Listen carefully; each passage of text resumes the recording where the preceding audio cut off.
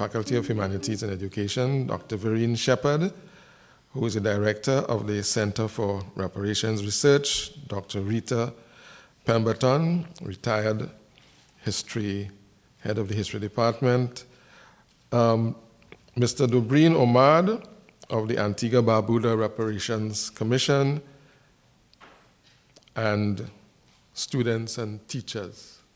I hope you didn't mind me playing just a little snippet of Farmer Nappy's Big People Party.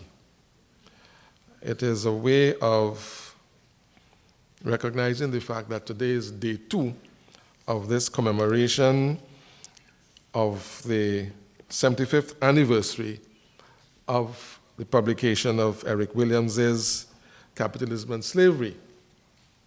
Yesterday we had the Big People Party, which was the first day of this commemoration, and some of the leading academic giants in the Caribbean gave their dissertations on the question of Eric Williams's book. Today is your party, and I hope that you will be able to gain as much as possible from what will be told to you so that you can leave much more enlightened about this commemoration and about this book. I'm assuming that most of you are history students, and I'm assuming that most of you have read Capitalism and Slavery.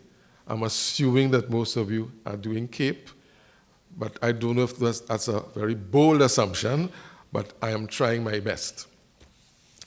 What I have to state to you all is that I really want to take the opportunity, because time is extremely short. We just have about 2 hours, and already we have lost a lot of time. But I wanted to make a suggestion to you all to make today the first opportunity that we could have for an annual event, which I haven't given a name to, but I want to make a proposal. It's nothing unusual or revolutionary. It may have been done before, but I want to suggest that henceforth, annually, we have a symposium with participants from sixth forms and possibly UWI undergraduates, with a possible feature address from a secondary high school teacher from UWI or wherever, to get funding from UWI, CARICOM, or CXC, the corporate sector, publishing firms, or the credit unions, and to give prizes for individual students and schools, and this could be worked out later, but that you should have your own symposia or symposium. The benefits will be to make the study of history respectable and prestigious. It would demonstrate options for history from general knowledge to professional development, in addition to teaching, because there's this myth that is going around, and it comes generally in the form of a question: what you're studying history for? All you could do with that is teach, as though teaching is a really, really low level of professional enterprise. I am a history teacher, basically, and I take great pride in the fact that in the period around between 1966 and 1968, I was one of 3 students at Trinity College, which is now at Mocha, and we studied a special subject in Caribbean history together with European history. The unfortunate thing with us, or it might have been very fortunate, is that we didn't really have any text to guide us. So we had to go to the Central Library, dust off some old books and documents, and do our history studies, to the point that our principal used to tell us, don't even bother to come into school for the history class.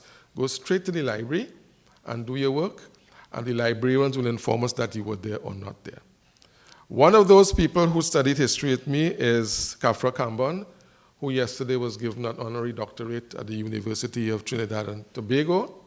And the other person is Garth Thomas, who speaks on the radio 1 or 2 every Monday morning. Just 3 of us were doing history in the whole of North Trinidad. I think that all of you are doing history, so I'm so happy that we have progressed from the 3 of us to all of you. The responsibility that devolves upon you is the protection and promotion of your democracy. I'm a slave from a land so far. I was caught and I was brought here from Africa.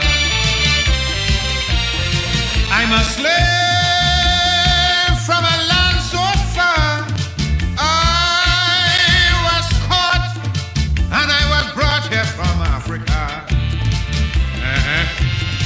Well, it was licks like fire from the white slave master every day.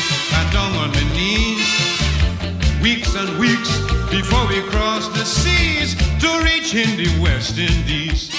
Then they make me work. I said I work. Good Lord, no pay. I toil. I say I toil so hard each day. I'm dying.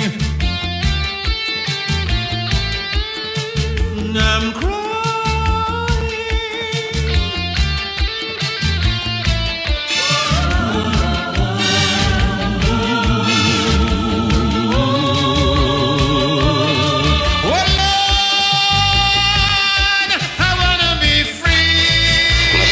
Endow the government, which represents the general will of the people, with sufficient powers to sustain the responsibilities of independence, to guarantee continued investment from all sources, and to ensure the continued improvement of the well-being of the people.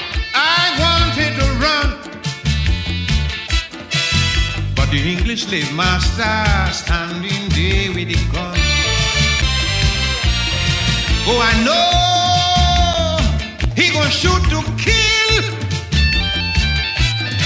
So I stay and I pray, but I'm planning still. I study night and day how to break away. I got to make a brilliant escape. But every time I think about the whip. Let it always be so.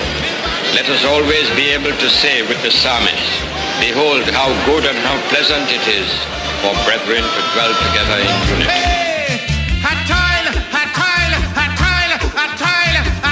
hard each day. I'm dying. I'm crying, Lord.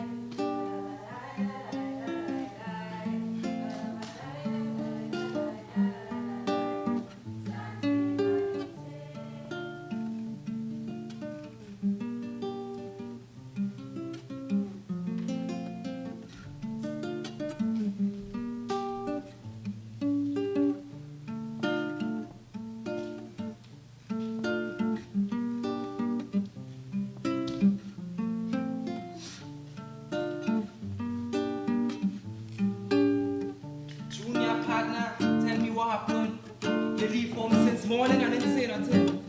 Your wife's so worried that you lost your mind. She says it's not you to be so unkind. Junior, as your friend, I'm talking to you. Whatever you're taking, making you do. Look, I find her right down here at Woodford Square, telling me what the hell you're doing down here.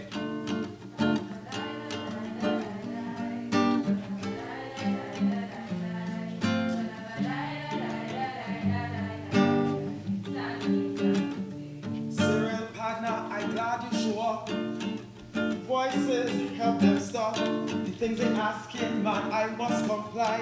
Cyril, believe me, I am alive. They were the voices of slave leaders. Cyril, boy, they have a problem with us. They died cause they fought for our freedom. Cyril, what they feel, we letting them down.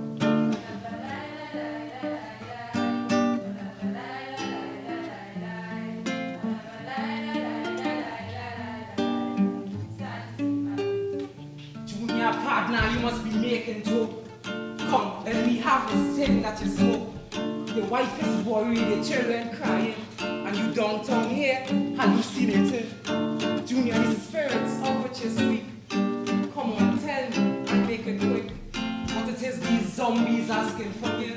Look like they want to make you cool.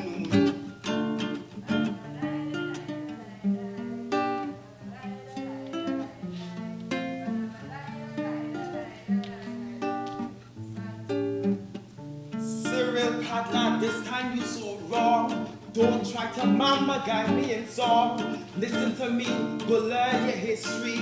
And don't come around playing stupidity. Don't you know that here, this place where you stand, the blood of the rebels done soak the ground. Listen to the birds and you'll hear them cry. Spirit of justice will never die.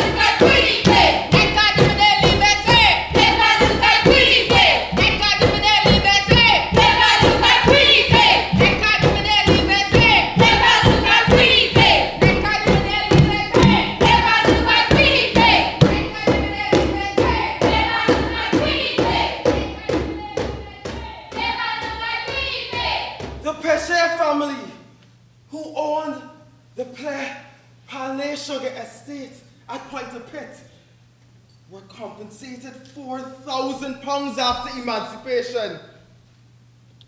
The British government was forced to compensate the British slave owners with £20 million, equivalent today of £16.5 billion. In 1825, 21 years after independence, Haiti was forced to compensate the French slave owners that they had overthrown with $21 million. Junior, what is you talking about, boy? These voices that you're seeing, what are they asking of you? The bongo! The bongo! They want a decent burial and they demand reparations. They fought for our freedom with their blood. Look, they're hanging in the trees. Watch! The slave master chopping off some of the necks. Cyril, we have to fight for their reparations. We owe it to them. We need a decent funeral and to demand reparations in the traditions of our ancestors. Say that, say ya! How do I bongo?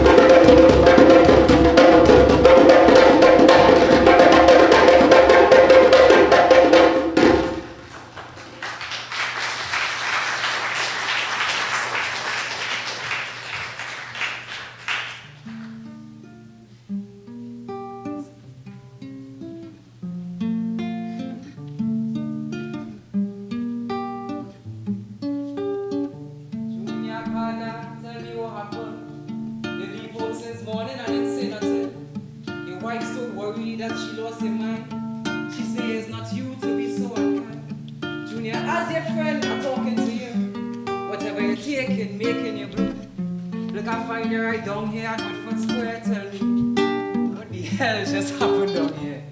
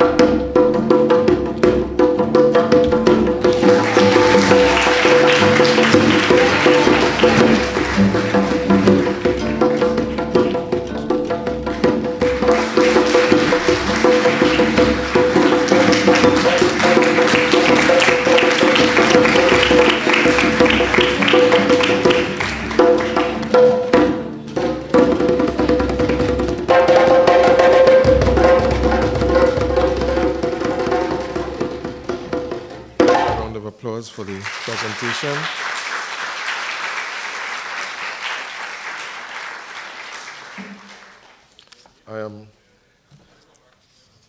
Well, I should have introduced myself initially. My name is Ayagoro Ome, and I am the chairman of the Trinidad and Tobago National Committee on Reparations. I have to say certain things, but I can't say them now because that presentation moved me a lot, in that one of the things I have told my students many a time is that the first language of Trinidadians is not English.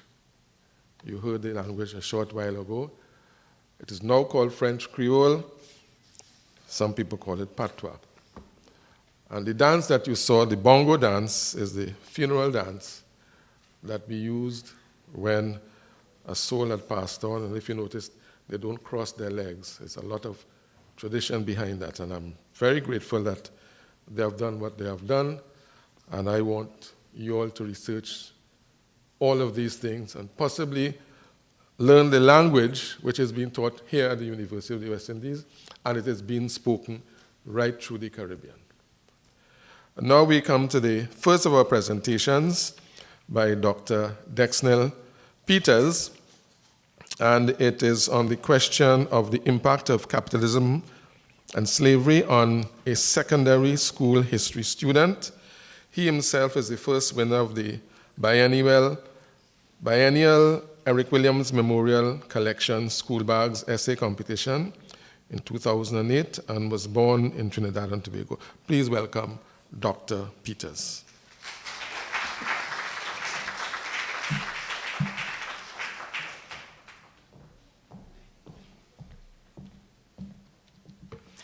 Morning, everybody.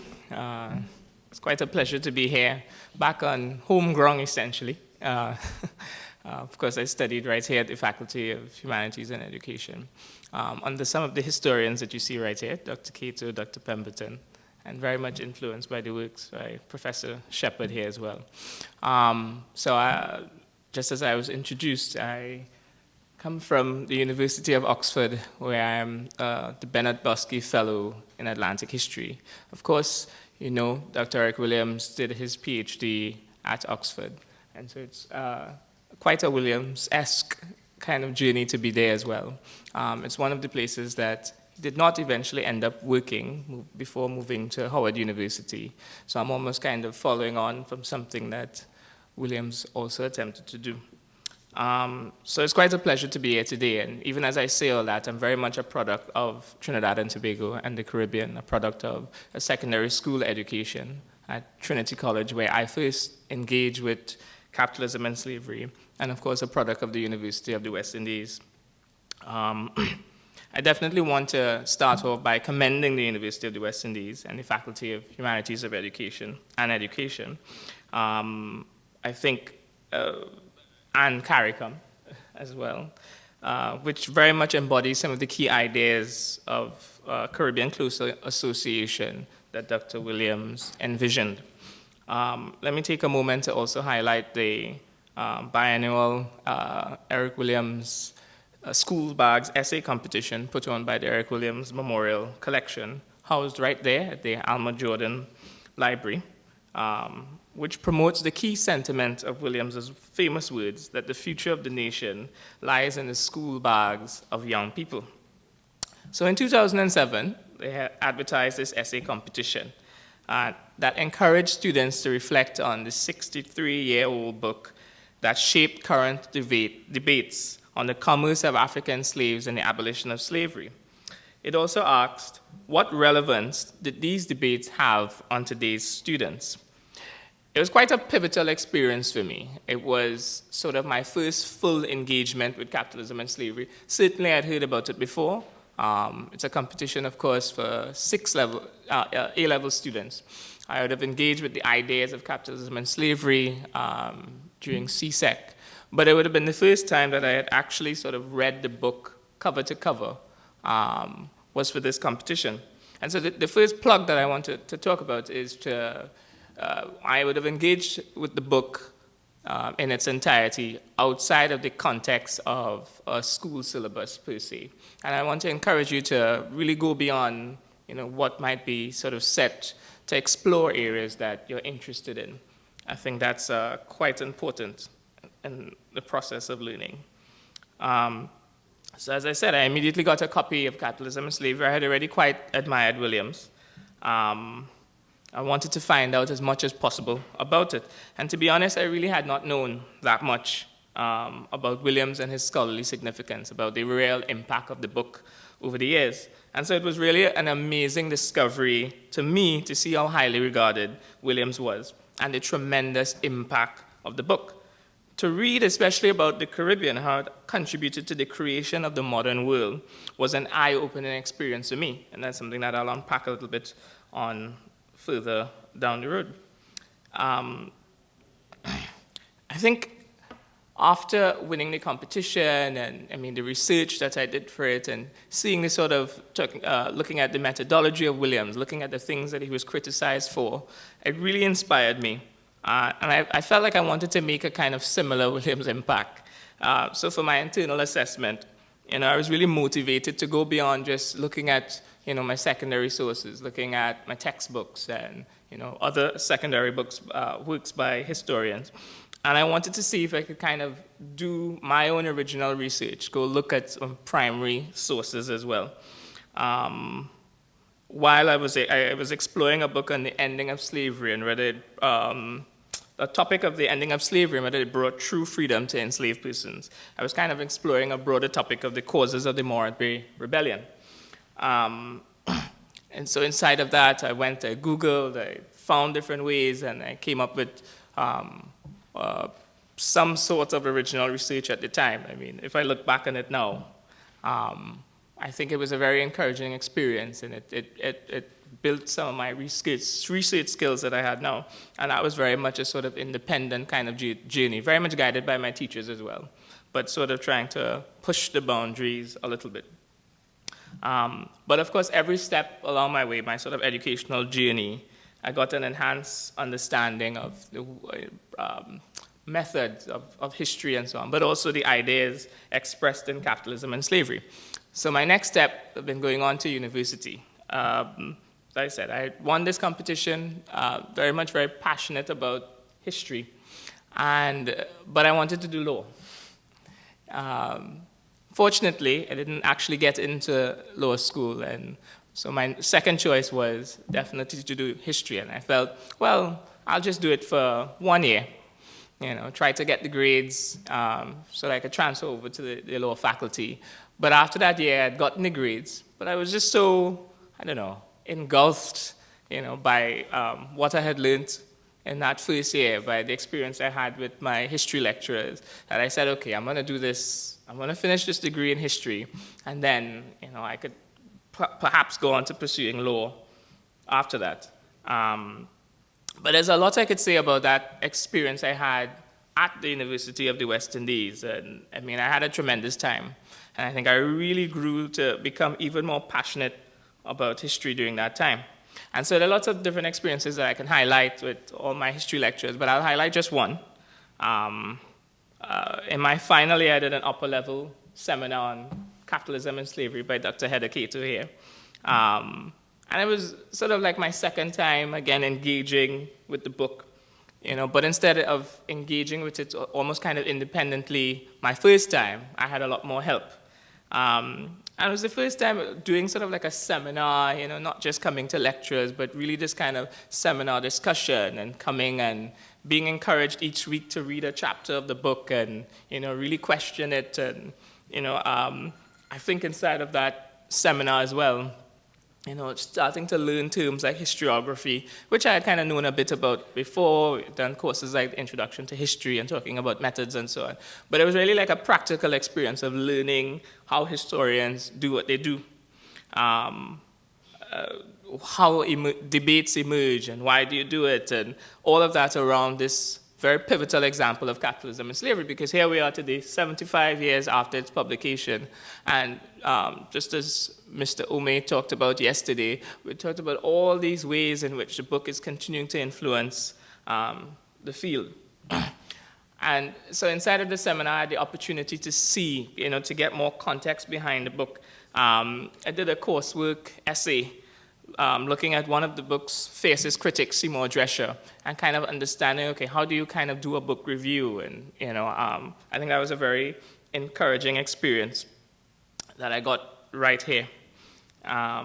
Learning about the context of the book as well, in terms of developments that later happened in the Caribbean and Trinidad and Tobago, and how the book would have been sort of part of a pivotal moment of the movement towards independence in the Caribbean, movement towards, sort of breaking from all kind of colonial past as well, and trying to transform that today.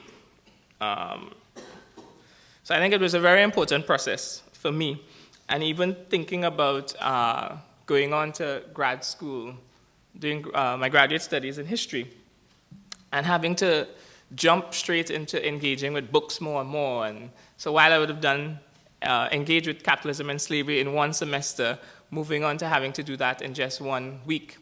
But I felt absolutely equipped to do it after taking that course, that seminar on capitalism and slavery. As a graduate student, I continued to kind of understand the ideas coming out of capitalism and slavery, but more than that, I think it's interesting to get that kind of outside perspective on how Williams is perceived. And so I really marveled at the continued global impact of Williams's work.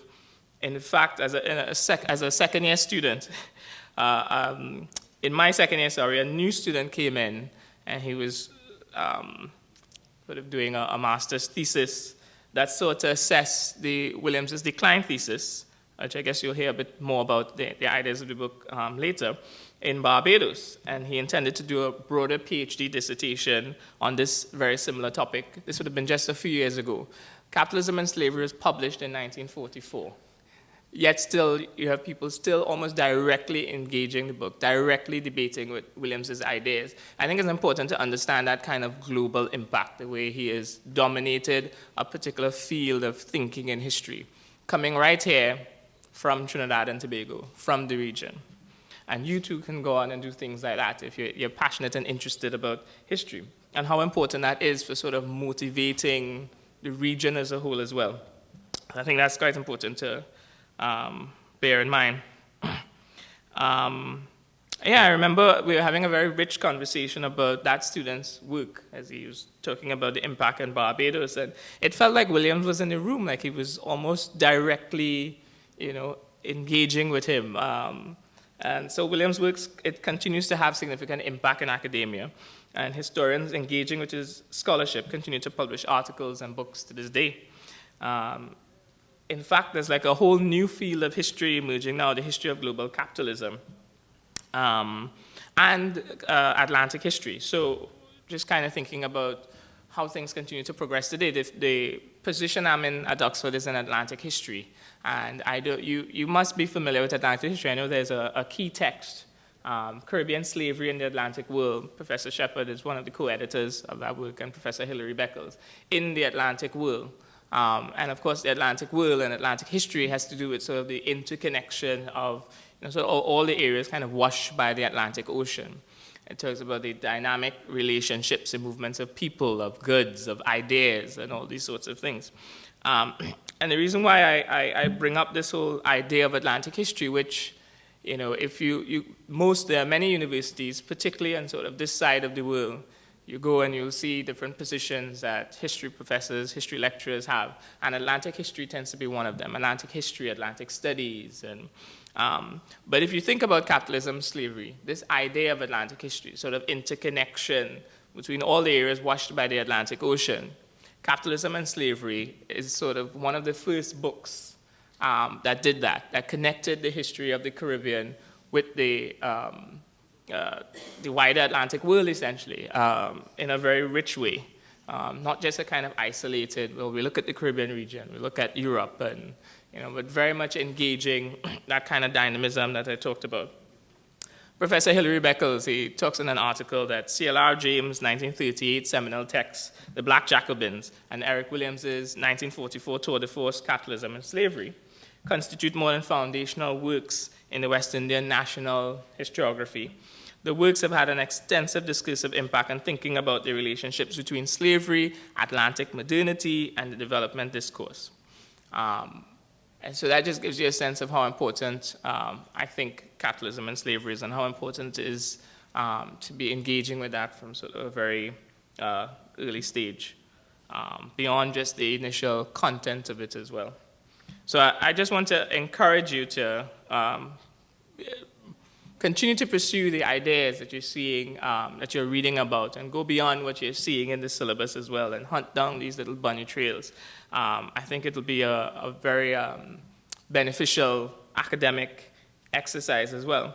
And to think a bit about Williams as well, he's doing he has a kind of political agenda in capitalism and slavery as well. It's not just about the history of it. He is talking about the development of Caribbean people. He is attempting to motivate people to go beyond what he saw as sort of the shackles of this kind of colonial experience. So I'll pull a quick quote from him, and he talks about history as not a record of the battles and politicians, dates and events, or even the follies and foibles, just words that sum up mistakes and weaknesses of mankind, but rather a record of the development of humanity, of life and of society in all their various manifestations. Seen from this context, history is not a static subject, but a dynamic and extremely practical one. Eric Williams, often called the political scholar, saw the study of history as a practical exercise meant to inform what we do today. So he caused a generation of Caribbean people to appreciate and feel motivated and empowered by their history through a work on a relatively distant past. So I want to consider all those of you considering university as the next step, and especially if you're considering history, to do it right here at the University of the West Indies, here or across the region as well. Nowhere else can you get a better understanding, to quote Williams again, of the development of humanity, of life and of society, of our experience in the Caribbean. Set with an enhanced worldview from an historical education, I think it will equip you to build any kind of career that you go on to pursue from there with an added advantage, with an extra edge. Williams's historical knowledge allowed him to establish a firm foundational systems for an independent Trinidad and Tobago. The world is open for what you can use your background in history to go on to do. And even for those that don't decide to go on and do history, history is not something that you can just engage with as an academic subject. It's something that you can go on to engage with. Nobody's stopping you from continuing to read historical books as you go on to whatever you do. I think it's quite important for considering next steps the key phrase backward, look for forward strength is quite important. And so I think I will end it right there. I think I was very much impacted by my first engagement with capitalism and slavery in secondary school, and it opened up a whole sort of vista of thinking and engaging with, not just the topics that I study, but a way in which history broadens our worldview generally. So thank you very much.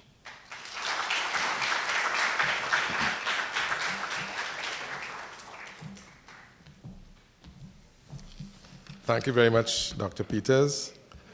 I'm very pleased that he put in a plug for the study of history in very general terms.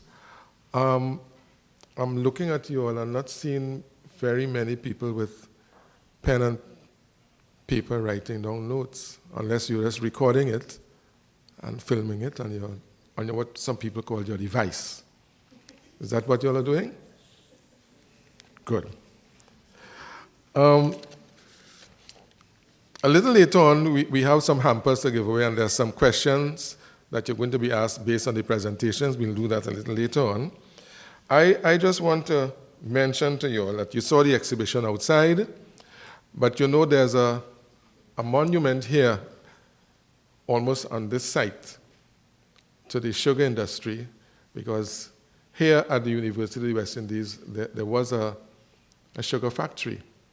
The foundation is just outside of these walls, and there's a little plaque outside, but it's kind of hidden, because when those of us who were attending university in the earlier days, in the late 60s, early 70s, the blast from the sugar factory for the changing of what you call the different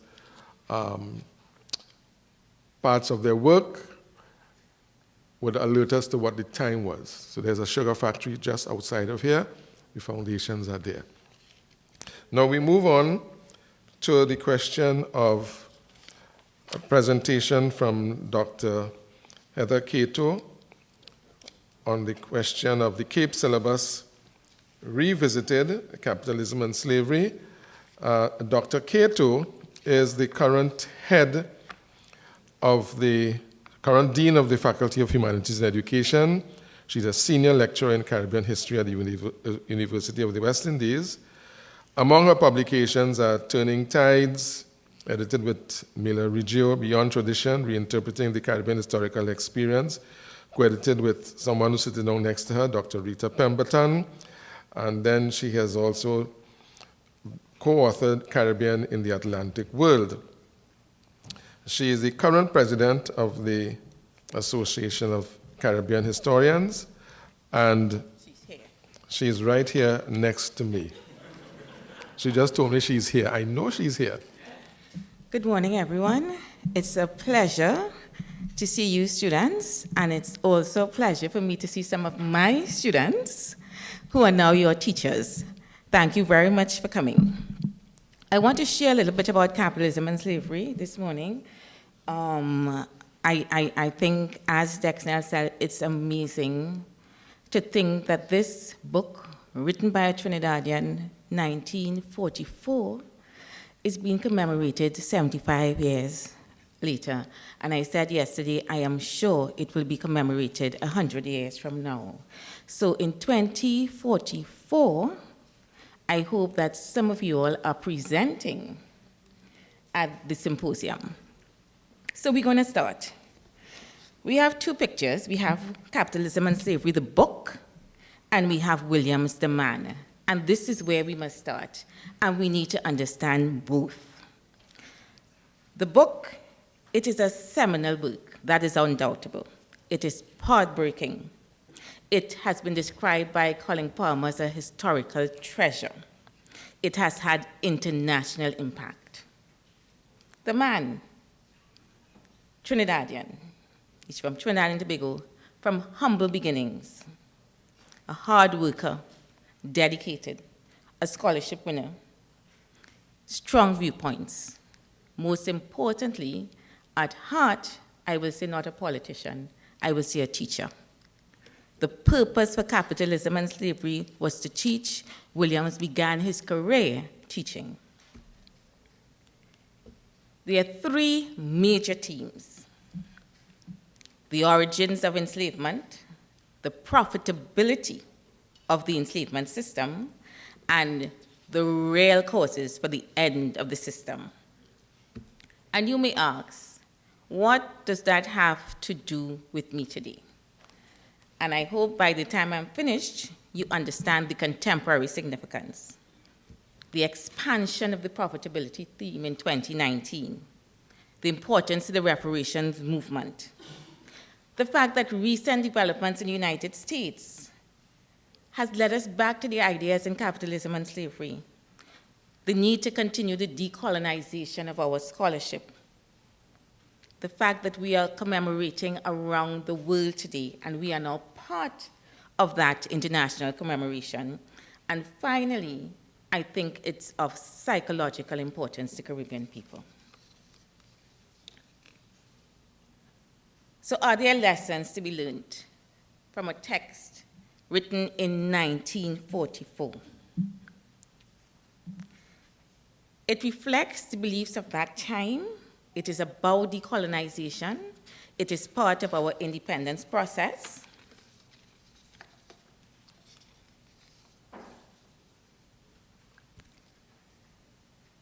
And it's based on economic determinism. That is what is at the core of the book. He focused on three themes. In terms of the origins of enslavement, Williams was clearly saying enslavement began because of economic factors. In terms of profitability, he is saying enslavement was extremely profitable, so profitable that it led to the British Industrial Revolution. And he's also saying when the system ended, it ended because of economic factors. Emancipation from above or emancipation from below, but emancipation would come. I want to go into these areas briefly. In terms of the causes of profitability in slave labor, you have free labor. So enslavement was at the basis of the profitability. Cause of profitability, the economic system, monopoly, mercantilism, restricted trade. All the money is going to accumulate in one place. And the triangular trade, and I'm sure you're familiar with the triangular trade. All right, you start in Europe, you bring things to Africa, you exchange them for human beings. You go to the West Indies, and you exchange for sugar, and you take that sugar back to Britain.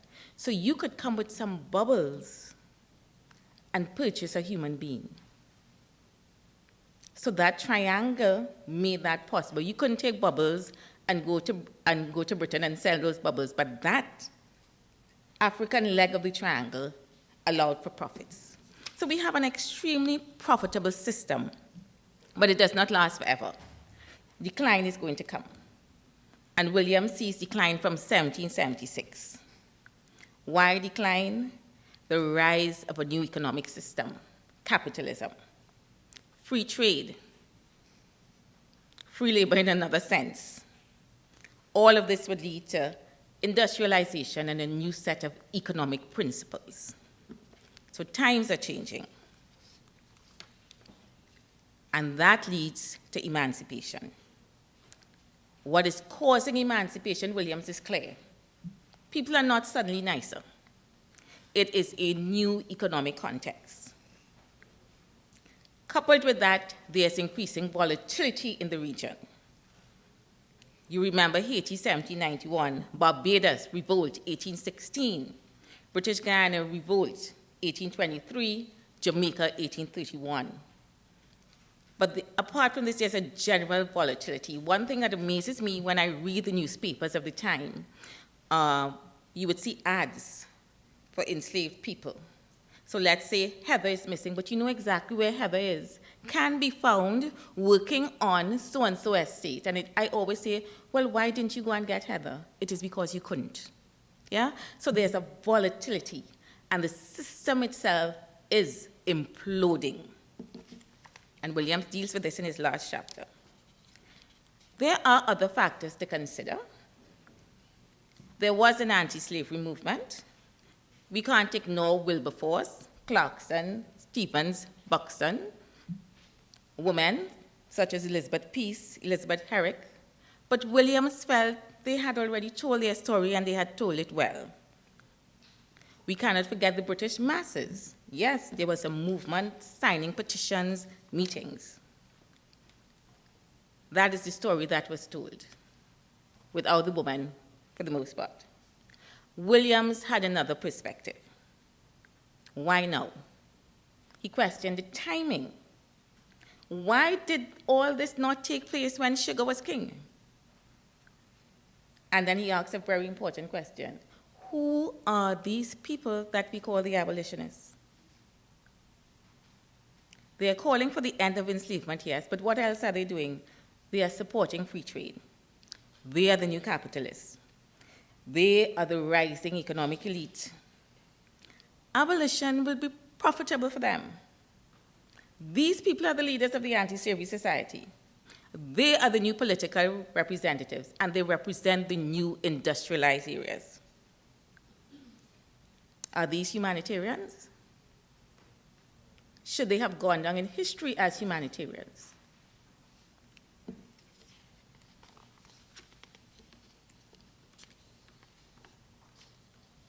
Some important areas. So Williams really essentially questioned the way in which African enslavement in our islands was depicted. He questioned what was at the root cause. He wanted us to know that it had nothing to do with the color of our skin or any kind of inherent inferiority. He showed us how Europeans benefited and how they developed at the same time as our territories were underdeveloped. He showed us that even emancipation, when it came, was not about us as a people. It was not a humanitarian thing. It was about economics.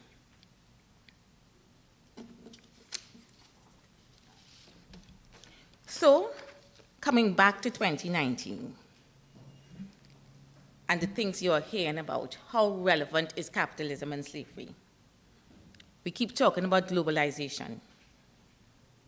The reach of enslavement continues to expand. Scholarship is increasingly turning up more countries, more people. The net is getting wider and wider. The Reparations movement. As the movement grows, the ideas Williams started in 1944 are directly relevant. Commemoration. We are commemorating in 2019. You are now part of the commemoration. It started in Trinidad at Bocas Lit Fest.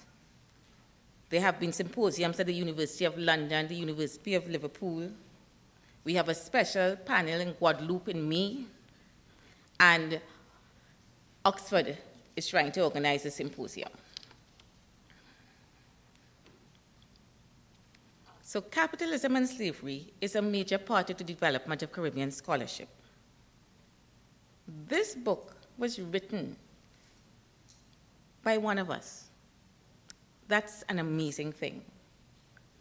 And it is one of the first texts written from a Caribbean perspective with no apologies.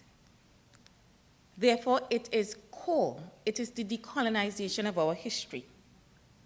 It has changed the way the world looks at our history. Williams used history as his weapon to fight. He used history to defend our nationhood. So this is why I think it's of psychological importance. It is a tool for Caribbean empowerment. The text is an example about the difference that any one of us can make. And as future historians, it shows us that we must add our voice. We must add our voice through research, through scholarship. We must change biased, one-sided views. If we don't, we will continue to undervalue ourselves and our contribution to the world. If we don't, we will not transform. If we don't, we will never be truly free or independent. And that is what Williams wanted us to know in 1944, and we still haven't learned it in 2019. Thank you. Thank you, Dr. Cato. And we need to move on even more quickly. The next presenter is historian and activist Dr. Vereen Shepard, who will be looking at the question of reparations in the context of the CAPE syllabus revisited. Reparations is now part of the CAPE Caribbean history syllabus. She's a social historian, and she's the current director of the Center for Reparation Research at the University of the West Indies. I can't read everything that she has accomplished, but if you look through the books that you are using, you will see her name mentioned quite frequently, together with that of Professor Sir Hilary Beckles. I'd now like to welcome Dr. Vereen Shepard.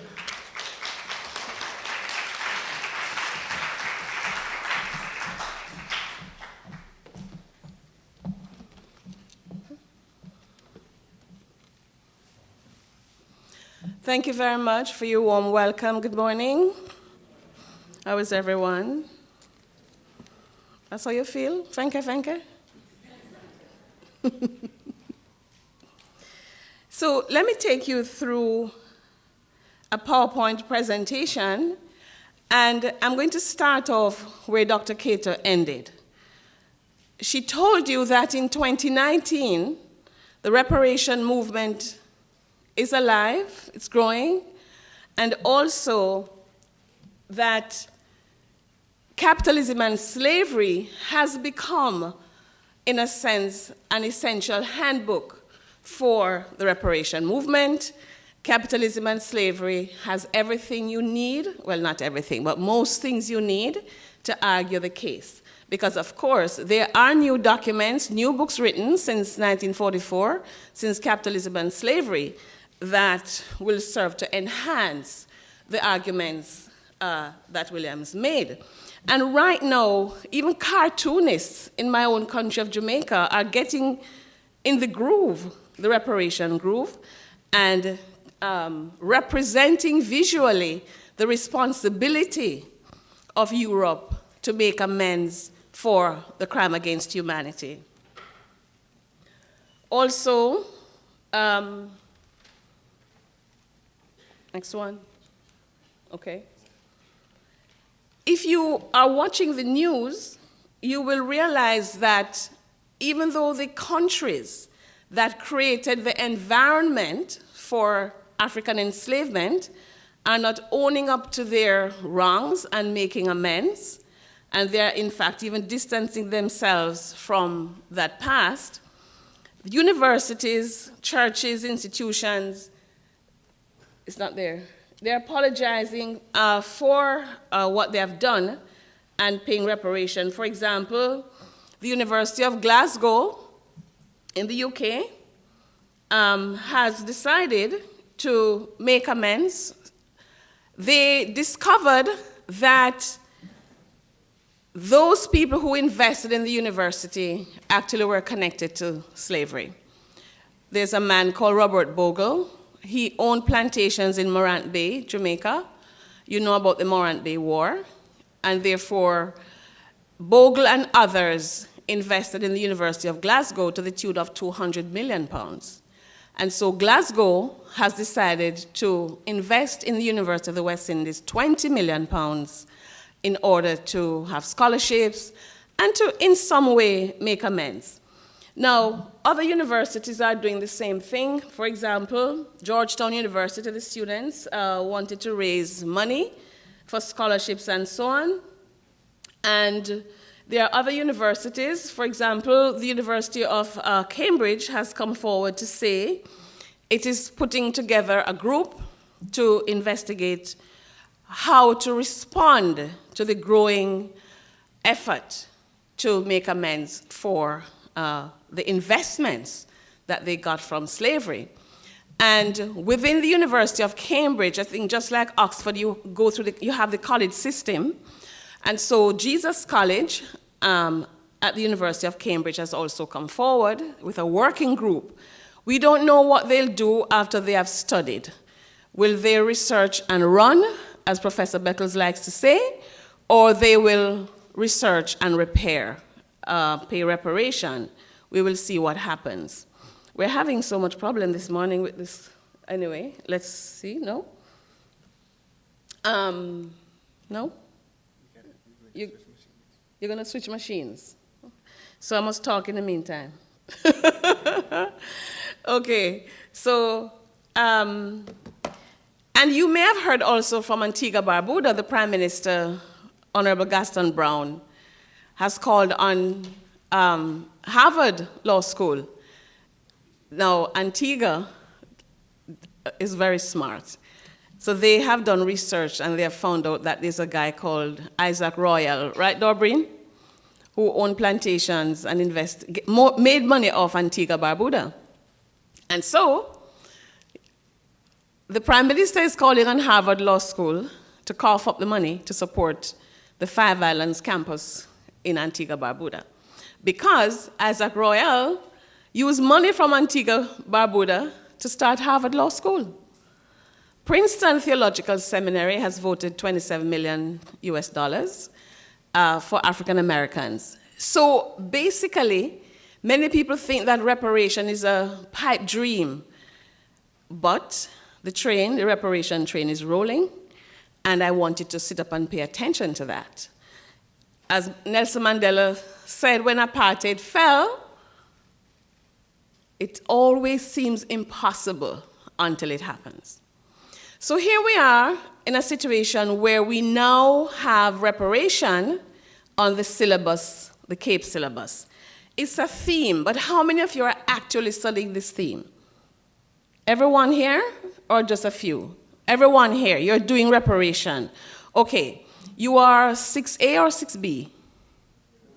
Is that what you call it down here, 6A and 6B? So you are doing the exam when? Next year, June. Okay, good. So you have time to study it. So let's begin with, so we've started over. Okay, so let's see where we have reached. You sure? Okay, let's move on. We talked about that already. Bristol is also studying. And again, if you're watching the political situation in the United States, you will realize that reparation is being talked about by the Democratic candidate. I don't think I've heard any of the Republicans talking about it, except to deny that it is something worthwhile talking about. But Kamala Harris, who has roots in Jamaica, by the way, she's supporting it, even though they're saying she has no talk. We won't get into that now. So what is this reparation that everyone is talking about? So in its simplest definition, it's a word for repair. It's to repair a wrong that has been done. And I don't think that's mine, anyway. You're using a different computer? Okay. Anyway, he has two presentations up. Right, so it means redressing a wrong which has been done, removing the long-term effects of that wrong or crime upon the victims or their descendants. Now, in the case of the Caribbean, this is what was done to our ancestors: genocide against indigenous peoples, capture, sale, and forced relocation of Africans, chattel enslavement, or the Maafa, or the Maangamizi, which means great tragedy, that's what people are calling it now, forced Indian indentureship, murder, harsh punishment of those who resisted, unjust post-slavery and post-colonial policies. Now, this is a representation of the trafficking. It's not always triangular. You can see that there are lines of trade going all over, okay? But if you look here, you see the general proportion of participation. You see what was going to Brazil here.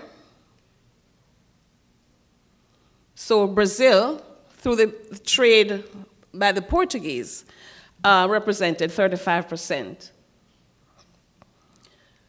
Okay, let's get back to this. All right, in the case of Trinidad, it's the next one I wanted to show. There is a database, and your teachers, you can help them to get through this database. It's called slavevoyages.org. Slavevoyages.org, write it down. You can go to slavevoyages.org, look for the new database 2.0 by David Eltis, historian, and you can find out where Africans came from to Trinidad and Tobago, where in Africa they came from, which countries carried them here.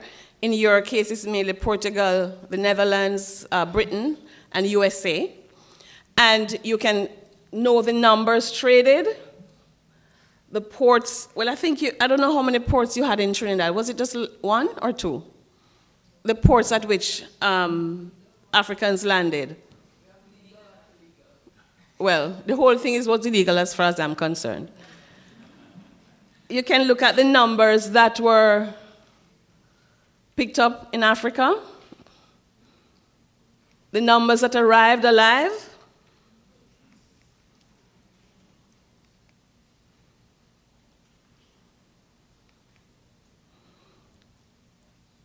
I don't know why this thing isn't working with me this morning, you know. It seems as if you have to switch your computer, in truth. Anyway, let's get back to this. So you see the numbers picked up. The numbers arrived, and you can calculate the mortality rate here. And the first ship that we found for Trinidad was in 1606. The last one was actually 1833, from what we can find out. But you can go to the database and manipulate it yourself. Okay. Now, you can also find out from the database, as I said, the name of the ship, the year it arrived. But in this case, if you look at this one, after Britain abolished the transatlantic trafficking, we have it now, if you could find that slide. Okay, great. The one before that. One before. Excuse me? One before. All right, let's see. Because this is working, but this isn't working. All right. Okay, stay on that one. Okay. After 1808, when the trafficking was supposed to have stopped, what Britain did was to patrol the seas with its navy and try to capture these ships, quote unquote illegal, but you know what I mean, and take them to Freetown in Sierra Leone.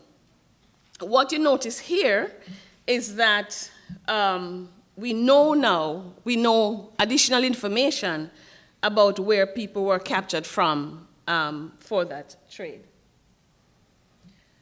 Now, the database also shows you, all of this is justification for why we're pressing the case. We are looking at the crime. What's the evidence of the crime? Here is the evidence of the crime.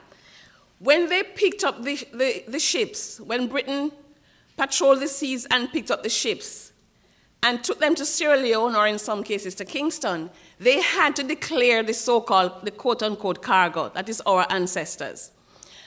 So you realize that they have names now. They didn't have names before. Why? They didn't want to capture their names. But now, they have the names, they have the ages. What can you notice about these ages? What have you noticed? Yes? Yeah, look at babies. They captured babies. These were not born on the ship. They captured babies to take to the Caribbean, but were intercepted. Now, they also captured older people, by the way, as old as 77 years old, to take to the Caribbean. It's like a grandmother, right? Or your great-grandmother. So we do have all of this information about the ships that traded Africans, and you can get all of that from the database. All right, so we know that the Caribbean accounted for about 30% of total trafficked Africans to the Americas. The British Caribbean accounted for approximately 2.4 million, just over 1.2 went to Jamaica, and between 1626 and 1808, over 3,000 voyages went to Jamaica. In the case of Trinidad and Tobago, between 1606 and 1833, 101 voyages were undertaken by those traders to Trinidad, with 25,285 of the 28,249 who embarked on slavers disembarking in Trinidad itself, not Tobago now. And the average mortality rate was 11%. So Tobago was about half of that number. So you have to look at that database. Now, so let's move on quickly. All right. So we have talked about the evidence of the crime. The reparation movement then has a long genealogy based on the crime against humanity. But I want to emphasize it did not begin with people like me, or Professor Beckles, or Dorbreen Omard, or anyone sitting here. It started with the resistance of our enslaved ancestors.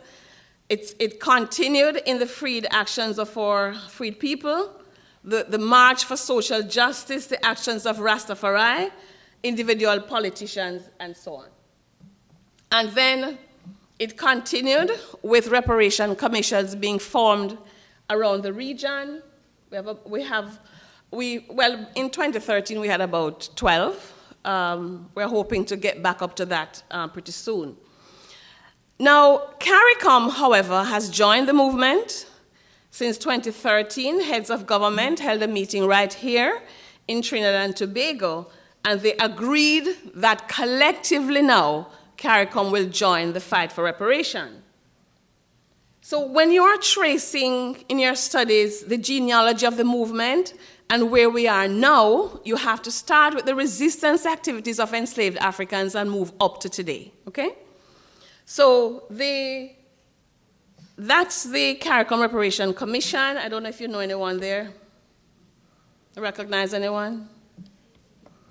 I'm sure you know this guy. Who is he? Professor Sir Hilary Beckles, Vice Chancellor of the University of the West Indies, and author of many of the books you're reading. How many of you are reading books written by Professor Beckles? Aha, good, nice. Okay. So that's the group, and we are basing the justification for reparation within something called the Durban Declaration and Program of Action, which talks about the link between historical injustices and poverty as a reason for the reparation demand. We have other justifications, as you can see. European governments were owners and traders of enslaved Africans. They instructed genocidal actions upon indigenous communities. They created the legal, financial, and fiscal policies necessary for the enslavement of Africans. And they defined and enforced African enslavement and native genocide as in their national interest.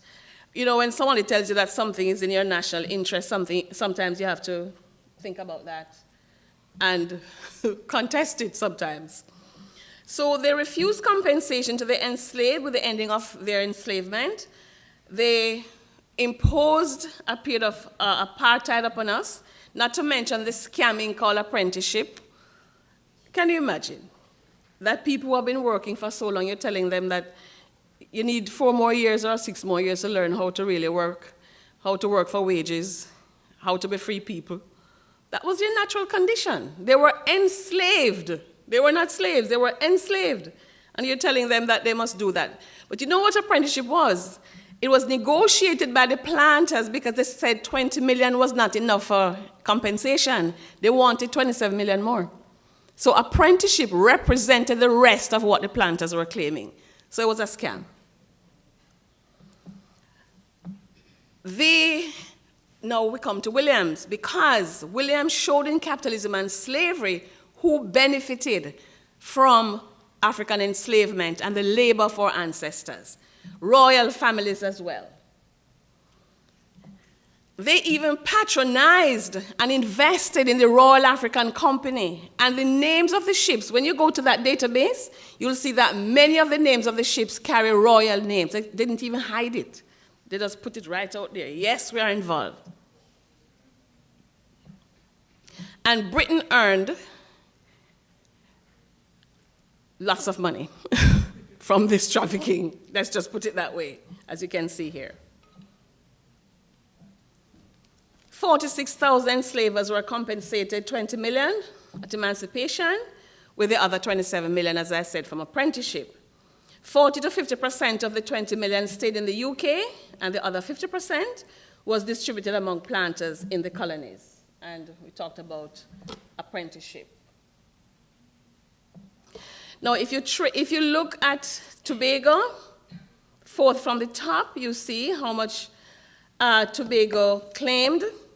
Remember, they assigned a value to each enslaved African, yes? So the paying of compensation to planters and how much they got is a further justification for the reparation movement. So you see Tobago, and you see Trinidad also. So kind of 45 pounds for each African. This is the total number of Africans. This is what they got. Now, in today's money, the amount that Tobago got would be 201 million pounds now. And what Trinidad got, just over £1 million. This is what? This is total compensation for planters in Trinidad. Today, that is 883 million pounds. Go ask for the money, okay? At the very least. Now, in Trinidad and Tobago, you can trace the people who got most of the money. That is the planters who own plantations here who got most of the money. So this is the top 10 men.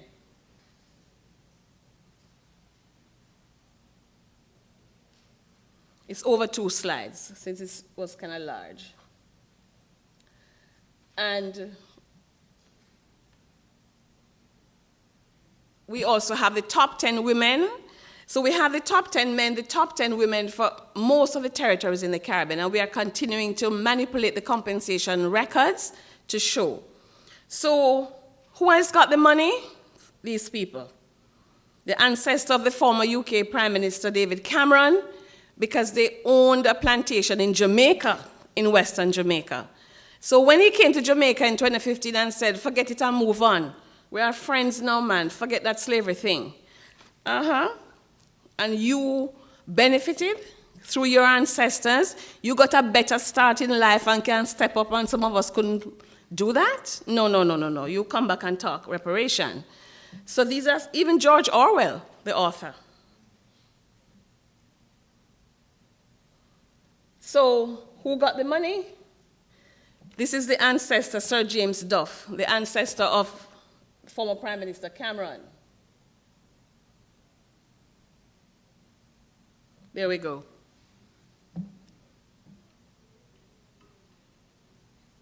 Now, some people are saying reparation should be in the form of a cash payment. I don't know what you think, but there's a debate over this. Some people say if they pay a cash sum, they'll just say, okay, don't bother us again. There you go. Other people say you can't really put a value on what happened. How can you put a value on that? But there are some people who got together in the UK, economic historians, bankers, actuaries, and they had made this calculation. So they say that unpaid labor for the 300 years would equal £4 trillion. They say that the benefit to the British economy is another 2.5 trillion. They calculate pain and suffering, and they calculate the interest on the labor cost, and they say the total for the British Caribbean alone is 7.5 trillion. But imagine going and telling people, Can I have my 7.5 trillion, please? It's a conversation stopper. So we're trying to say what we're asking for or demanding, not asking for, because it's a begging thing, this is a right. It's a development program. So CARICOM, back to CARICOM now, leading the charge with a 10-point action plan. I don't know if you picked up the 10-point action plan outside. What do you have in your hand? I saw you with, that's a 10-point, right, good. And if you didn't get a copy, ask your teacher to make copies at your school, or ask Dr. Cato if the humanities faculty could make some copies for you. So you see the plan starts with a full formal apology, Indigenous Peoples Development Program, repatriation for those who require it, and I'm not going to ask how many of you want repatriation. I can't guess. The building of cultural institutions, and the return of our cultural patrimony from those archives and museums abroad, and attention to the public health crisis. Then we have illiteracy eradication, or education plan generally, African knowledge program, psychological rehabilitation, and so on. Now, I want to summarize the arguments for reparation for you. I'm just going to read the bold part. So a defendant or perpetrator exists. Now, Europeans say there are no victims alive today, and descendants can't claim on behalf of their ancestors, but the lawyers say that's not true. They say that there's nothing in international law that prevents the descendants of the victims of a crime from claiming on behalf of their ancestor. The injustice is well documented. Well, I say go look at Capitalism and Slavery. And there's another book called Britain's Black Debt by Hilary Beckles. The victims are identified as a distinct group. The descendants of victimized groups continue to suffer harm. This is what Dr. Cato was trying to say to you, that in 2019, these issues are not confined to the past. They are with us. We have institutionalized racism. Those of you who travel know your profile at every single border, right? If you have hairstyle like mine, it's worse. Putting this scanner in your hair and all over your body. The right to reparation is recognized by international law. There's also precedent. Which country in the Caribbean had to pay reparation? Haiti. To France. And how much did Aristide say it is worth like today? About 21 billion US dollars. Well, that calculation, that estimate was 2004 during the Haitian bicentenary. Now it will be much more. And the interest is piling up so they can sit down there. So there's precedent, but there are opposing voices, and I don't know if some of you represent some of those voices. But these are the main arguments people use to say, ain't gonna happen. It's too long in the past. There are no victims, they're all dead. Descendants cannot claim on behalf of their ancestors. The majority of people are not in favor of the movement. Well, that might be true. Caribbean people are opposed to repatriation. That might be true. It was Africans who sold our ancestors. This is what a lot of people think, not true. Too complicated a matter. No, it's not for us. We have brains. Governments cannot pay. Well, the better. Now, Sir Ellis Clark, though, your own Sir Ellis Clark from this country, from 1964, emphasized that reparation is a right. And I love this quotation. Read it with me. You have 2020 vision, I'm sure. Come on, let's go. An administering power to extract for centuries all that can be got out of a colony, and when that has been done, to relieve itself of its obligations.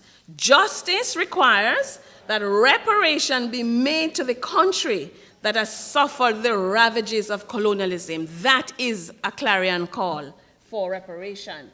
And that was from 1964. Now, these are some of the countries that we're targeting. Belgium, Denmark, France, Germany, Netherlands, Norway, Spain, Sweden, Switzerland, Portugal, UK. I think one is left off, Russia. Russia, yes. Switzerland, yes. Switzerland is left after. Switzerland, yes. So Russia traded to Cuba. And we had a conference, we had a press conference in Jamaica around this, and somebody from the Russian embassy turned up and said, we're telling lie on them. They didn't use lie, but more or less. So go to the slavevoyages.org. If they haven't removed it, by now. If you can't find it, just let me know, because we captured it when it just came out. Now, for those who insist that Africa must share equally, I say ask yourself these questions, okay? Who conceptualized the transatlantic trafficking and African enslavement? Chattel enslavement, that is. We're not talking about domestic slavery. Who provided the capital for the enterprise? Who developed industries to service the enterprise as capitalism and slavery has taught us? Who outfitted the ships with supplies, weapons, and crew? Who? Africa? No. Who bought enslaved Africans to this part of who bought them and brought them over here? Who shipped them? Who created plantations for them? Who built the forts and barracoons? Who killed countless Africans through deliberate drowning like they did on the Zong that arrived in Black River, Jamaica on 22nd of December, 1781? Who? Or who drowned them? And so, despite our letters to states, this is the kind of pushback we're getting. The British government does not believe that reparations are the answer. And when he said this, in 2015 first, and then 2016, he never told us they had just paid off the compensation loan. The money, the 20 million, well, it's 15 million, and then they got 5 from somewhere else. But 15 from the Rothschilds, and the Rothschild rinsed the money. And therefore, taxpayers, Dexter mentioned this yesterday, or was it you or Sasha maybe? Taxpayers, black people in Britain helped to pay off the compensation loan. Imagine that. You think it's in the past? It's not in the past. And the other people who are jumping on this no bandwagon, it would be better for Jamaica to look ahead and to maximize its potential through robust trade rather than to peer into history. Who peer into history like Britain? Every time you go to that country, you say monument for so, as you said down here, monument for so. And every day or every month there is some commemoration of something. In 2015, just after Cameron left the region, and so we must forget it and move on, he went and voted money for a Holocaust museum. So what? World War I and II, not so far back? Far back enough. So if you can peer, we can peer, and nobody now tell we have to peer. We will peer if we want, right? So there are benefits of reparation because I think we want reconciliation. We can't continue to live in this fractured way. It can restore equity in social relations, and it will bring justice and reparation for a crime. We have the proof. So your main takeaways today should be the proof exists to justify the claims for reparatory justice, including who to go after. The moral arguments are strong. The legal argument is strong. There is precedent for payout. If other people can get apology, the Queen even apologized to the Irish for the potato, what was it again? The potato something or the other that happened to potato. The potato farmers for some British policy that caused them potato crop to fail, right? So potato better than we? So you want to read further, and here are some sources, and we can talk about it another time. Thank you.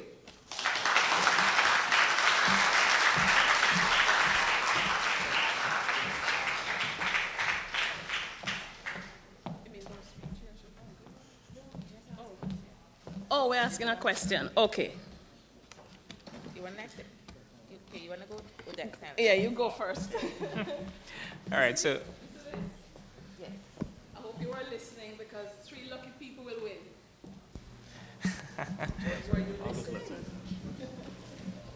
Good. All right, so we have some questions for you. I'll start off.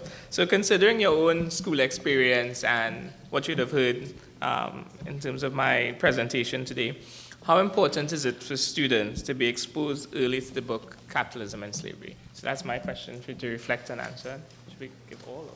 No. All right. So, considering your own school experience and what you heard today, how important is it for students to be exposed early to the book Capitalism and Slavery? Who will be first?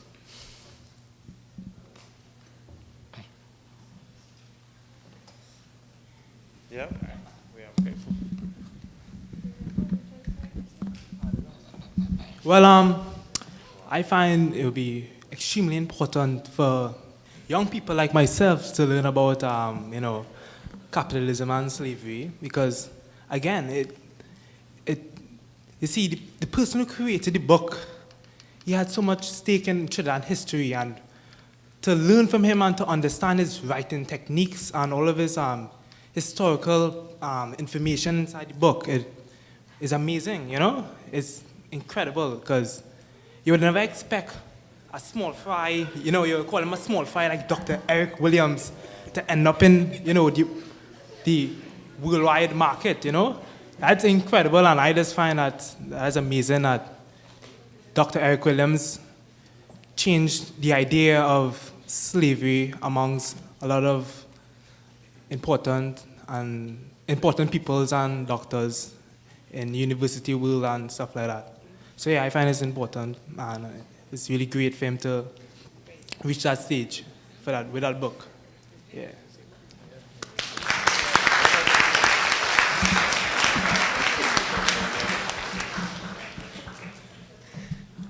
My question is extremely easy.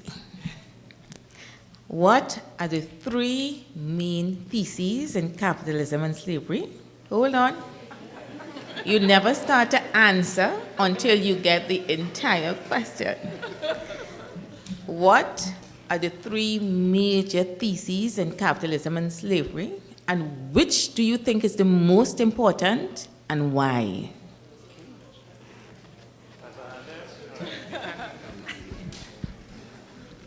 Yes.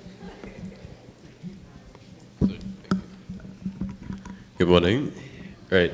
So the three major themes are the origins, which were economic, profitability, which was very profitable, and the last was the real causes. I think the real causes are the most important part of the book. Oh, sorry, hold on. 3. Right, so I believe that the main causes are the real causes are the most important part of the book, because as Drescher criticizes Eric, sorry. Oh, sorry.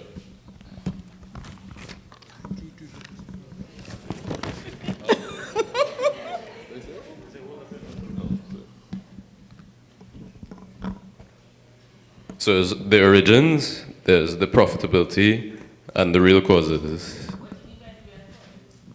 As in economicide, as in the end of slavery was more of an economic problem, in that they changed from the kind of Marxist perspective. Well, yeah. So that's the decline. The decline thesis, yeah. Right. I believe the most important part was the real causes, in that even today, thinking about it, because of the change from Marxist perspective to the Industrial Revolution, with capitalism, it is the basis. Slavery was the basis of capitalism, and it was no longer profitable, in that King Sugar was on the decline, and it was more economic side that they ended, per se, slavery. It would be economicide to continue slavery in the long run. So I didn't think it was humanitarian. While it was, per se, put under humanitarian, shield or guild, these businessmen or these humanitarians were more capitalists. They were the rising class.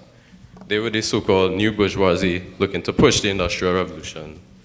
So that's why I believe that the real causes are the more important part. But why is that so important? Why is it important for us to know that? Important to me because I believe that while reparations are needed, I don't think that the wider world is, how you say, socially or economically prepared for it, because it's a process and not everyone is willing to admit, because the first part of the process to reparations is admitting that you're wrong. And a lot of the organizations or, say, leading faculties don't want to admit that they're wrong. They try to distance themselves from it.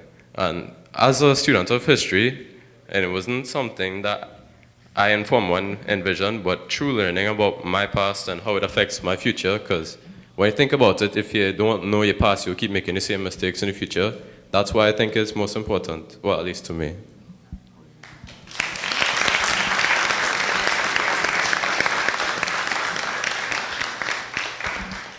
All right, so it's my turn. I would like someone to tell me the three, in your view, what are the three main justifications for reparation?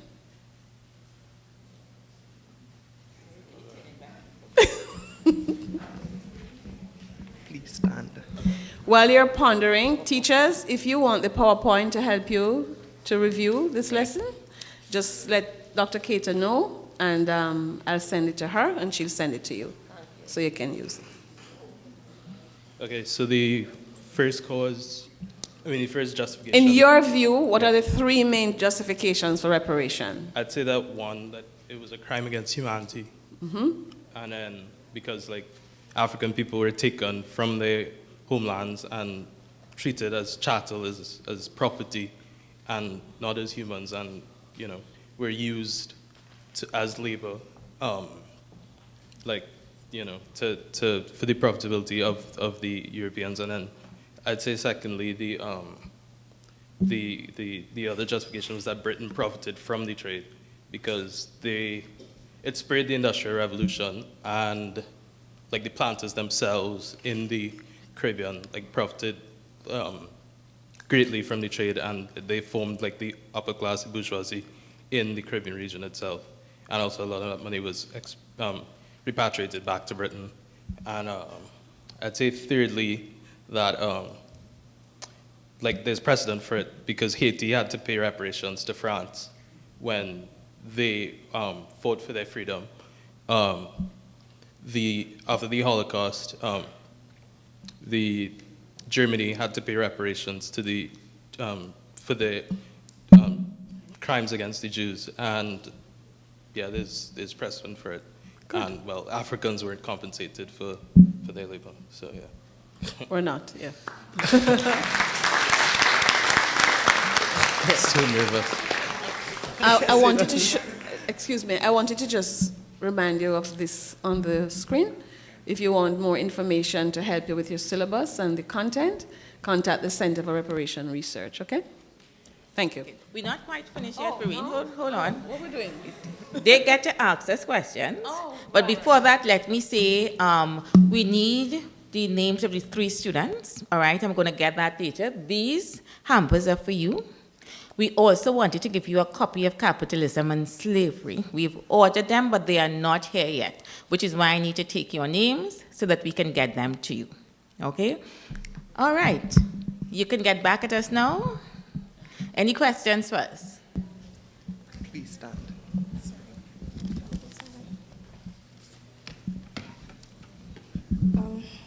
Good day, everyone. My name is Danielle. I'm from Holy Faith Convent, Vancouver. I'm a new history student, to be honest, but history has always been something that I was very, very, very passionate about. I heard your question, but before I could actually, build up the courage to put my hand up, the young man in the back answered the question. Am I allowed to give him some competition?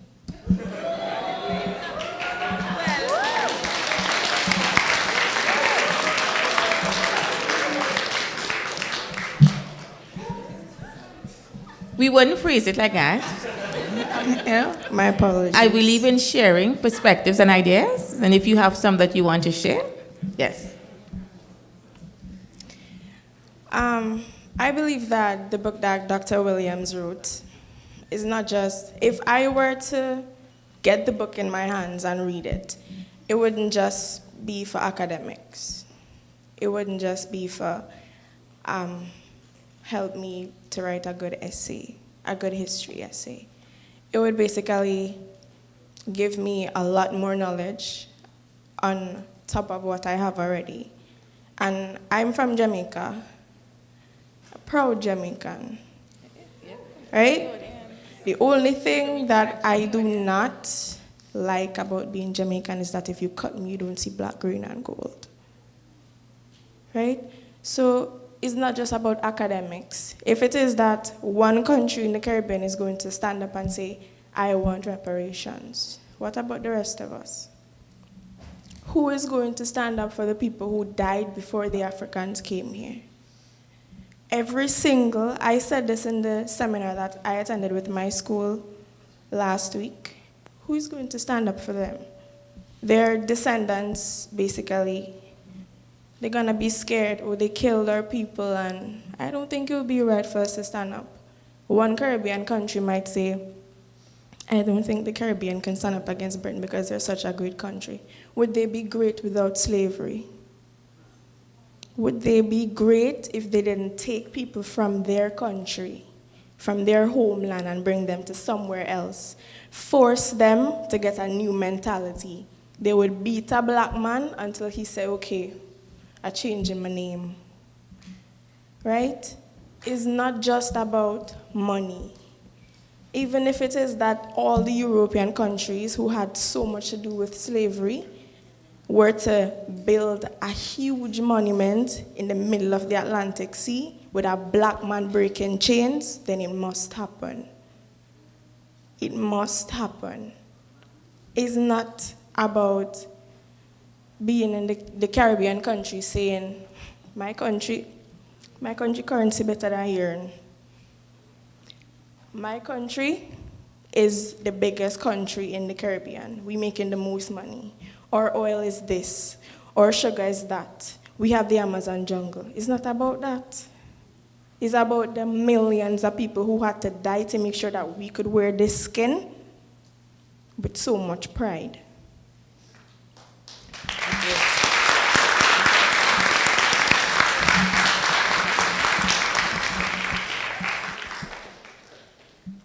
All right. Your questions first.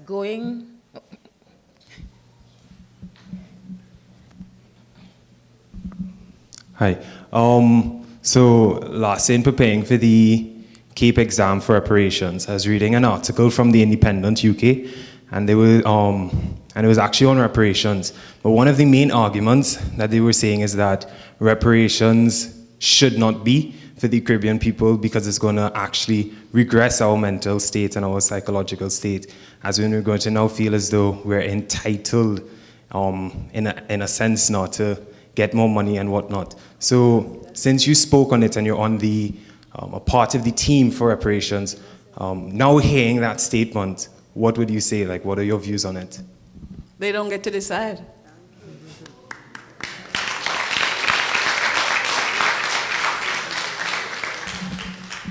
They don't get to decide. They don't get to tell us what we are in justice entitled to. We know what we're entitled to, and that's what we're going after. They can say anything they want. And in any case, look at the precedent. You spoke about precedent, right? You see any of those people regress because they got money? You say France regress? The Jews regress? They don't get to decide. We get to decide.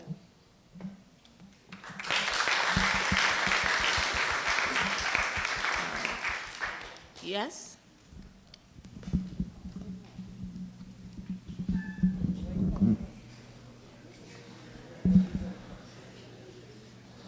One second. Right. Sorry.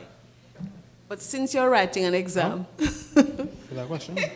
since you're writing an exam, go back to the slides, to your notes that you took on the justification for reparation, okay? Because sometimes I forget that you have to write an exam and please your teacher.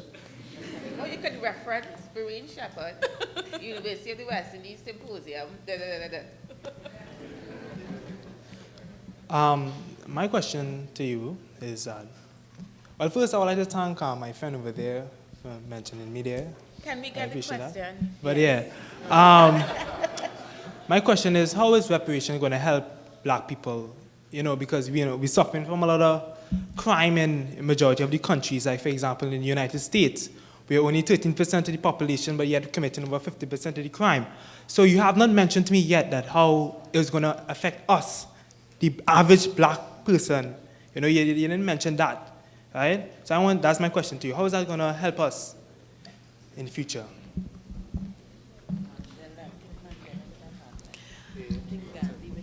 I think that you should review the notes, because I think that I went through everything. We're sitting right here as black people, and we just went through what happened, what was the nature of the crime, who committed the crime, and the legacies that we're dealing with, including insufficient schools to ensure that we're all fully literate, and not just read and write, but to have critical thinking. We need more hospitals, because at the moment of independence, our leaders did not demand a settlement.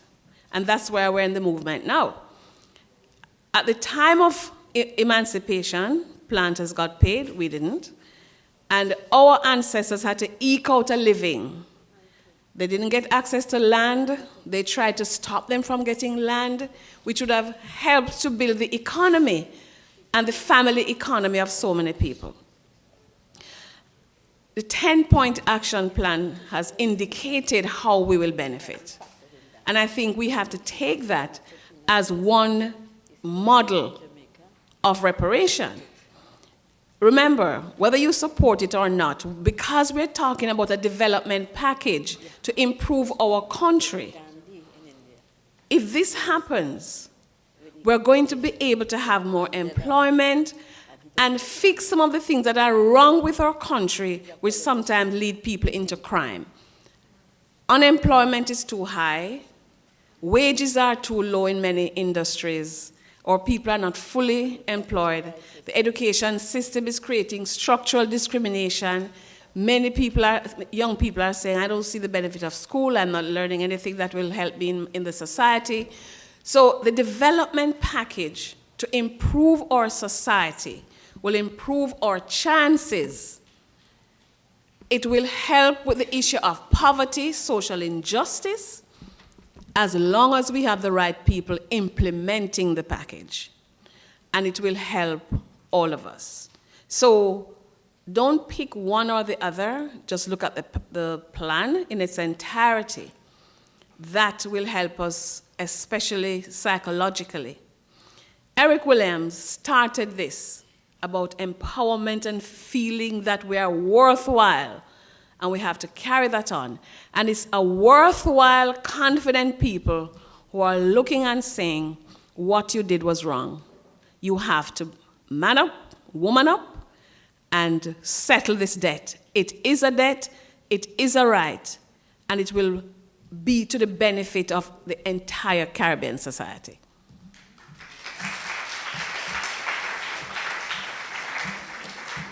Any other questions? In front? Yes, young man. Yeah. Thank you.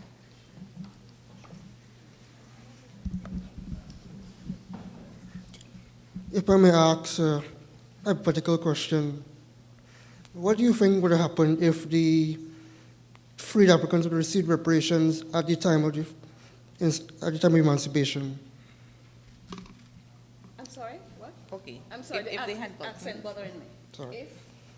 If who had gotten? The Caribbean people or enslaved people? Well, newly enslaved people. The free people. Mm-hmm. If they had gotten reparation. At the time they were freed. Yeah.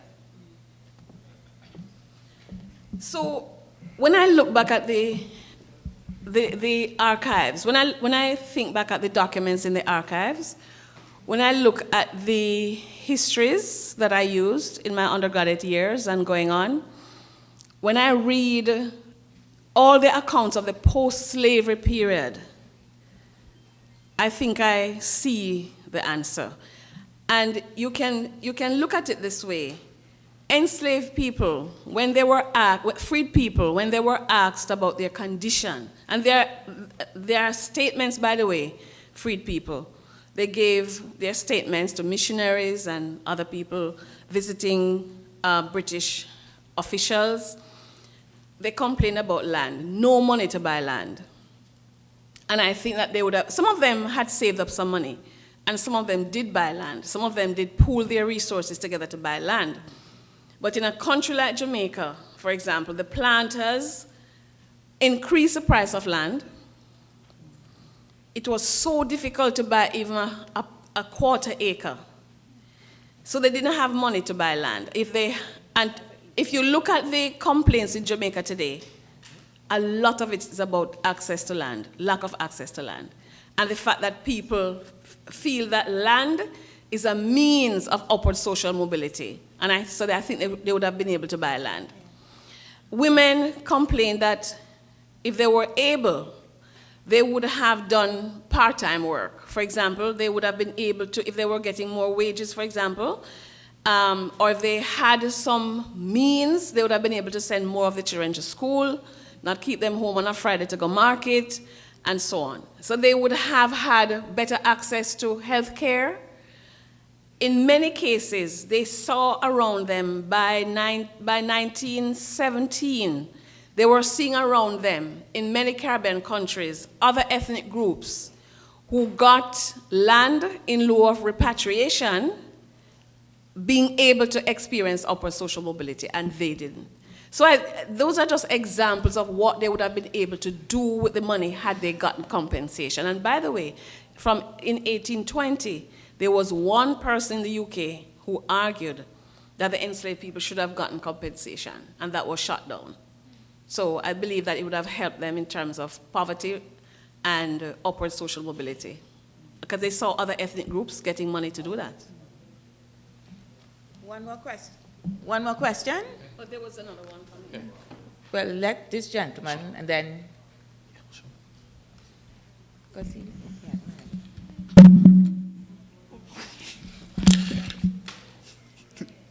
Sorry about that. All right, so when it comes to reparations, we usually talk about economically how we're going to help out the descendants of the Africans or the enslaved people.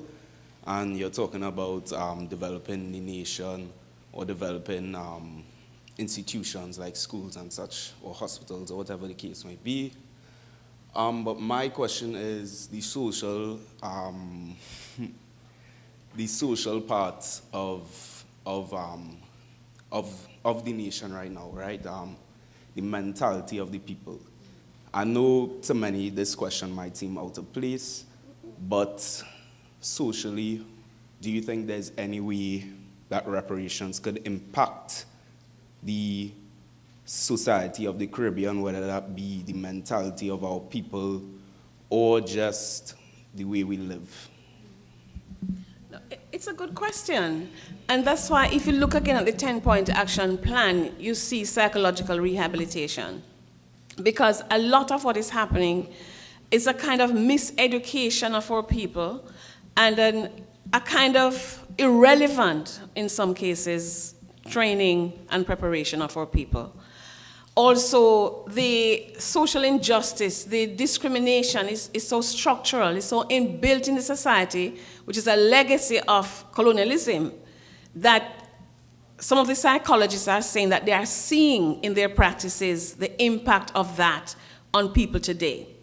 And so we think that if it includes psychological rehabilitation, if it includes, and the program of action for the International Decade for People of African Descent also speaks to this, if it includes a kind of continued, because we have started already, but a continued decolonization of our curriculum and the kinds of teacher training that we have. If we start through education, re-socialization, and if also we can, if we can get to some of our politicians in terms of the rhetoric that they spew, especially around election time, the divide and rule of our people. if we can talk about social justice and have some of that going on as well, then I think that we can improve the society and improve the mentality, improve the ideology. But how do you, for example, change the mentality about Africa? Because I always say that not to teach history as a compulsory subject in school is a crime against our people. Thank you. And I am not even saying it, you have to take it all, you don't have to write and examine it necessarily. It has to be a foundation, compulsory subject in our schools. Because I just showed you, I took you through the names of our ancestors, that if they wanted, they could have told us what our names were. They took away our names. It wasn't the Africans who were beaten into submission and say, I'm changing my name. Missionaries baptize them and say, I need a new name. Planters, so we can't call that name. Call yourself Joe. I will call you Joe. We can't call Akuba and Kojo and whatever. Call yourself Mary Clark. We have been disconnected from our identity. I think we're the only people who have been disconnected from our identity. It's a crime to disconnect people from their nationality and their identity. History education can correct some of that. So while we're calling on external powers to do what they must do, Jose Marti put it this way, it's not an act of begging, it's a right. Rights are to be taken, not begged for. We who are here now, our leaders, we have to take some responsibility, and we have to try to correct what we can correct. That's why Prime Minister Andrew Holness apologized to Rastafari. Andrew Holness didn't do anything to Rastafari. That was in 1963, he wasn't born yet. I think another prime minister did that. Was it your prime minister? He wasn't born yet. But we have to take responsibility to try to help to clean up this colonial mess that has left our people disenfranchised and disconnected from their identity. So the CARICOM 10-point action plan also has an African knowledge program and African reconnection. We have to build bridges of understanding and be proud of ourselves and our ancestry. Our ancestry didn't start with slavery anyway, but it was a brutal part of our history. But we have to rediscover the Africa that we are from. Other ethnic groups are proud of where they are from. Ask any person you call Chinese in Jamaica. Even if they're born in Jamaica, what is your nationality? What is your ethnicity? What is your country? China. Same with India. But black people know, so I'm an African. I tell you, Dr. Kato, I'm coming, but I have to say this one last thing. If you think you're not African, go to Azerbaijan. You know where that is? Near the Caspian Sea, near Iran. I went to Azerbaijan. I had all my documents I was told that I needed because I'm from the Caribbean. When I turned up, the immigration officer said, where are your papers? I said, here they are. This is what I was told to carry. You are African. And because you're African, you need 1, 2, 3, 4, 5 more things.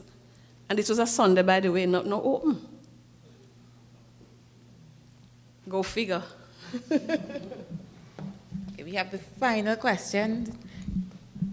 Yeah, no, I just wanted to ask, like, given the prevalence of corruption and stuff in the Caribbean, like, what systems could be put in place to make sure that the money that is allotted isn't, squandered? Oh, me again? Oh, wow. You didn't hear anything they said? Huh? All right, so you're here to hear about reparation because it's on the syllabus. I don't think anybody's going to ask about corruption on the syllabus. Maybe, who knows? Okay, it's a reality, eh? It is a reality. And everywhere I go, I get this question. If we get it, well, I don't say if, I say when. Who is going to dispense it? Now remember, we're not talking about 7.5 trillion though, okay? It's not money in our hand anyone is going to get to spend. And by the way, I heard somebody say, we can't give them money, because African people don't love buy too much bling bling. If you take somebody to court and you get damages, anybody care what you do with the money? If you want to buy bling bling, it will be your business. Anyway, that is why that's not what we're asking for. We would like an independent group of people to work out reparation, not heads of government. I'm sorry.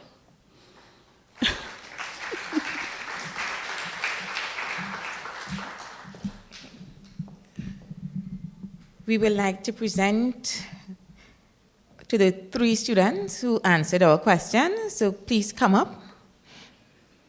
Yes, 1. We had someone here and we had...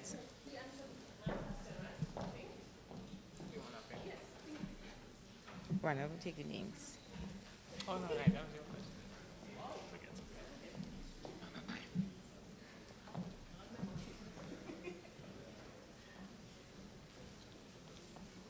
You want to come? Since you're closer, come on. It doesn't have to go in order of who and so on. Okay, so you answered my questions. Right. All right, photo up. Come on. So, thank you for listening keenly. And congratulations. And here is your prize.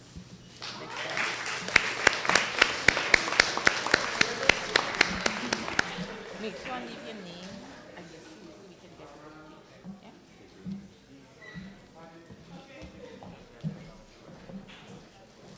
Well, not a big... I think it's... You have to grab it. Yeah.